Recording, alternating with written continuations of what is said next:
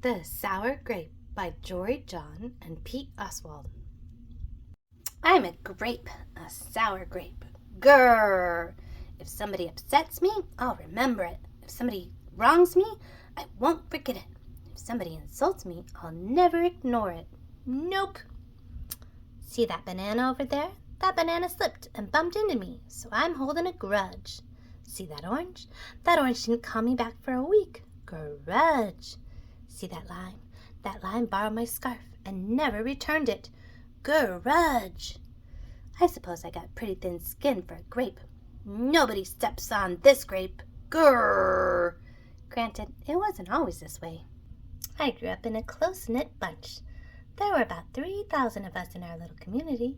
We were sweet to each other. You look nice today. So do you. No, you do. We lived on a vine. Sure was a bit claustrophobic, especially when we were trying to get ready in the morning. Are you done in there? Come on! But my family was ripe with humor, goodwill, and warmth. We did our best with what we had. Are you going to finish that?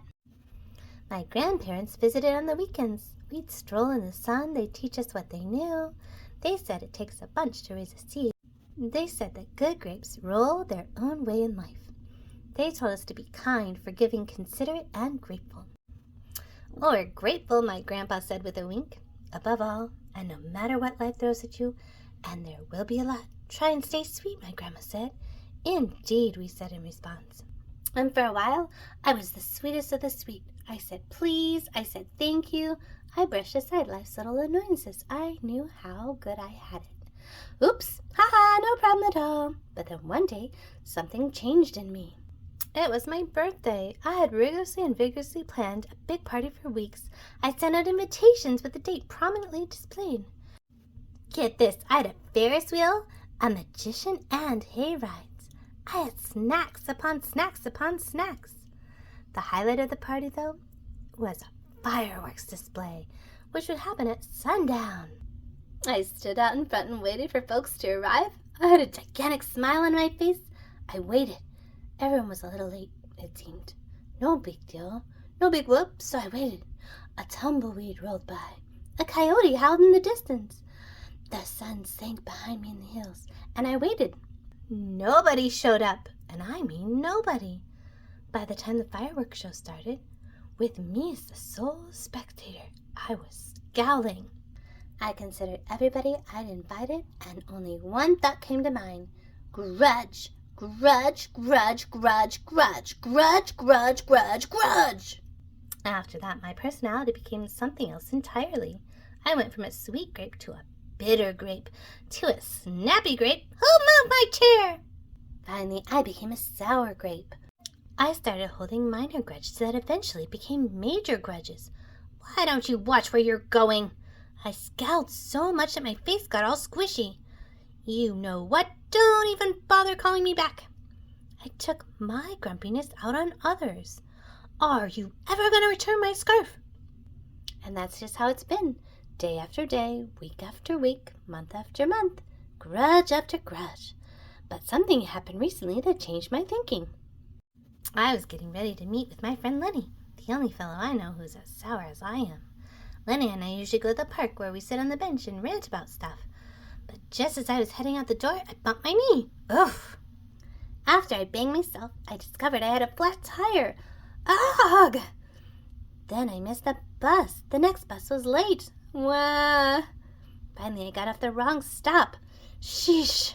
By the time I arrived at the park, it was getting dark. Lenny was fuming and furious with a frown and a furrowed forehead. His face looked all squishy. We agreed to meet at exactly 4 o'clock. You were 3 hours late. I tried to explain why I was so tardy, but Lenny wouldn't listen. He'd already made up his mind. He'd formed a huge grudge and he wouldn't budge. I couldn't believe it. How unfair I thought. How ridiculous I thought. Similar to the way I would react. Lenny was pretty worked up. He was pacing back and forth, emitting occasional grumbles. His tone was tart, so I gave him a little space. Besides, it was nice out. I noticed the sky changing colors, the melodic chirps of the birds, the evening breeze, and the buzz of the park's insects coming alive at night. I suddenly felt grateful and peaceful and calm. Had I been missing all this simple beauty because I was too busy complaining? Meanwhile, old Lemmy stormed off, muttering something about disrespect and lack of consideration. I'm pretty sure I heard him add grrr, too. I walked home. I pulled a dusty box out from under my bed. There were old family photos inside. I spotted myself in one of the pictures. I was so sweet. I knew that little grape from the photo was still a big part of me deep down. It would just take some work to get back there again.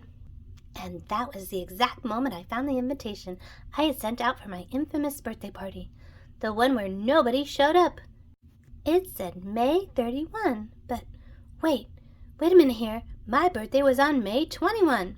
Alas, I told everyone come on the wrong day. Gulp.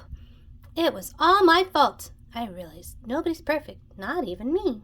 After that day, I started noticing other things too, like how remaining sour all the time was so draining. I'd wasted so much energy holding grudges that I could have easily cleared the air if I felt hurt. And yes, I still get upset from time to time, but that's okay, because now I talk and I listen and I work things out instead of just walking away.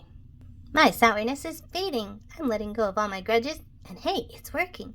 Slip-ups happen. I'm glad you're okay. Aw, thanks. That scarf looks sublime on you. Why don't you keep it? Really? You're the best. Aren't you glad we got to catch up? I'm so grateful we did. Sure, sometimes I still let out a little grrr when I'm frustrated, like this. Grrr. But then I move on. My face is less squishy too. Oh, don't worry. Things are okay with Lenny again. Gosh, I'm so sorry I'm late. You must be furious. No big deal, my friend. You know what? If you look at things in the right sort of way, and you remember to be kind, considerate, forgiving, and grateful, life really can be pretty sweet.